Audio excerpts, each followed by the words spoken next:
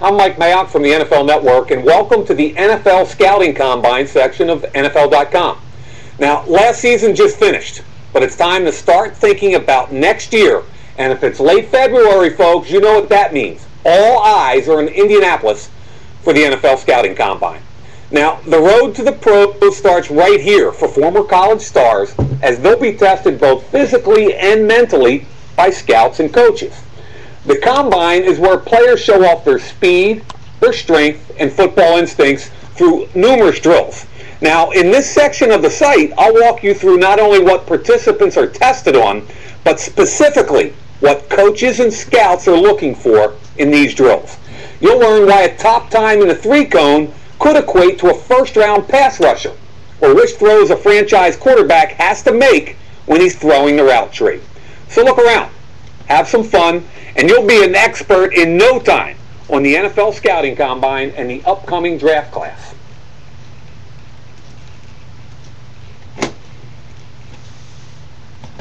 I get stopped by people all the time, and they want to talk about the Scouting Combine. And the marquee event, the one event they invariably ask about, is the 40-yard dash time. Think about the 100 meters at the Olympics, the marquee event, the world's fastest human. Well, every college player wants to be the world's fastest college player. And what does the 40 test us? Well, the interesting thing is you got to get in a three-point stance. So when you get down in that three-point stance, think about quarterbacks, running backs, wide receivers, defensive backs, linebackers. They're never in a three-point stance. So most of them will work on this event. So their time will be their best, because remember, that first 10 yards is critical. So the pro scouts are looking for three different times on this: your 10-yard time, your 20-yard time, and then what they call long speed, your 40-yard dash time. Couple coaching points here. We all watch coaches' tape, and when you watch that tape, you get a feel for what a kid is from a speed perspective. If a player runs slower or faster in the 40, that's kind of a red flag, and coaches and scouts will go back to the tape to look at it. Second point, 10-yard dash. Think about it. Skill position guys, explosion and quickness from a static start. Now think about the big uglies, the big fellas. We don't care what they run the 40 in. How often is an offensive lineman running 40 yards? What we care about is how powerful and quick they are for 10 yards. And that 10-yard time will tell you that. Now, a couple years ago, back in 2008, I sat there and watched Chris Johnson. Are you kidding me? One of the world's fastest human beings. I never thought I would see a 4.3 40 in my life. Chris Johnson ran an electronically timed 4.24 40. And folks, I'll tell you one thing. I was sitting at the finish line with my little stopwatch. I can verify it.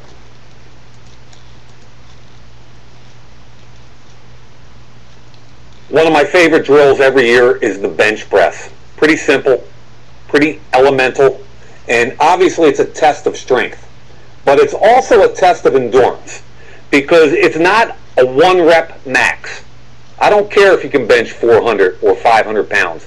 What this is about is the endurance to be able to take 225 pounds, as many reps as you can. And like everything else at the Combine, it's very strict.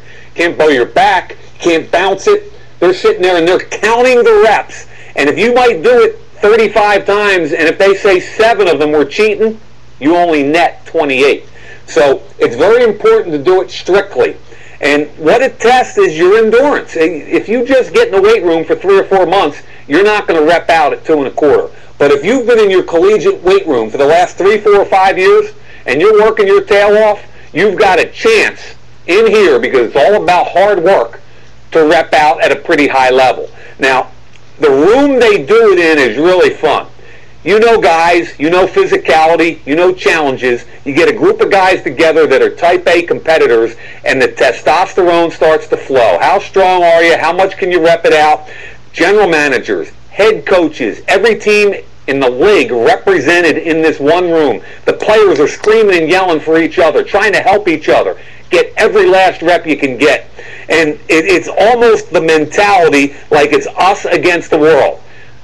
Back in 09, Brian Cushing came in the room, and most linebackers are in the low to mid-20s at best. Cushing repped it out 30 times. The place went nuts. And I'm going to tell you right now, when you combine that with the way he ran, the fact that he was dedicated in that weight room like he's been through high school, really helped elevate his draft status.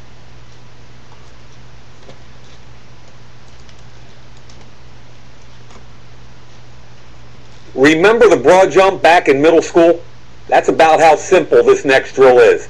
It is a standing long jump. And what does it test? Well, it's all about that lower body. And almost every drill we do in every sport is about your power and explosion, because the biggest muscles in your body are your butt, your thighs, and your quad.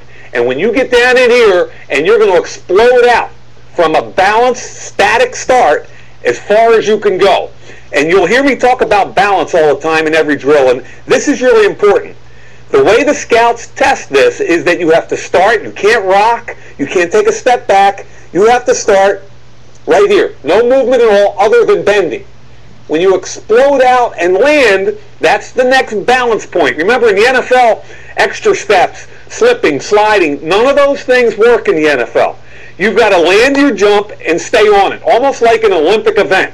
If you fall back, if you fall over, you got to do it again. And trust me, the scouts and coaches hate when a player has to do things multiple times to get it right one time. They measure the back of your heel, and a great distance is about 10 feet. Now, a few years back, Gary Guyton, kind of an unknown linebacker, did 10 feet 6, showed great explosion, and the Patriots ended up taking him, and he played an awful lot of football for them. And then in 2009, two jumps really stood out for me. Darius Hayward-Bay, first-round pick of guess who? The Oakland Raiders. And then Mike Wallace, who went in the third round to the Pittsburgh Steelers. Both of them went 10 feet 9 inches and elicited an awful lot of wows from the coaches and scouts in attendance.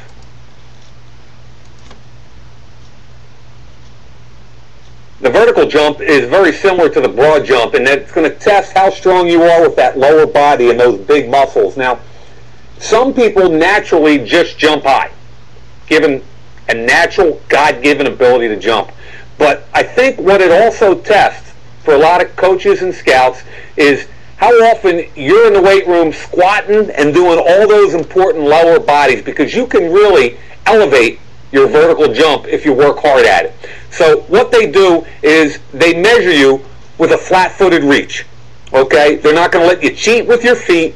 You get your hand up high as it can go, and at that point they're going to mark it. Now, the differential between that mark and whatever flag they hit after they jump is your vertical jump. Now, remember, no rocker steps, no cheating. They really make you just lock in there, bend, and elevate. And it's kind of fun to watch some of these guys get up. And I always love the D-backs and the wideouts because they sky. They average about 40 inches. Now, there was a guy at the 2009 Combine, first-round pick, Brian Orakpo. Orakpo was 263 pounds, a combo defensive end outside linebacker. He pushed 263 pounds at 39 and a half inches. Are you kidding me? Watching a guy that size with that kind of musculature jump the way he did, boy, he opened a whole lot of eyes at the Combine that day.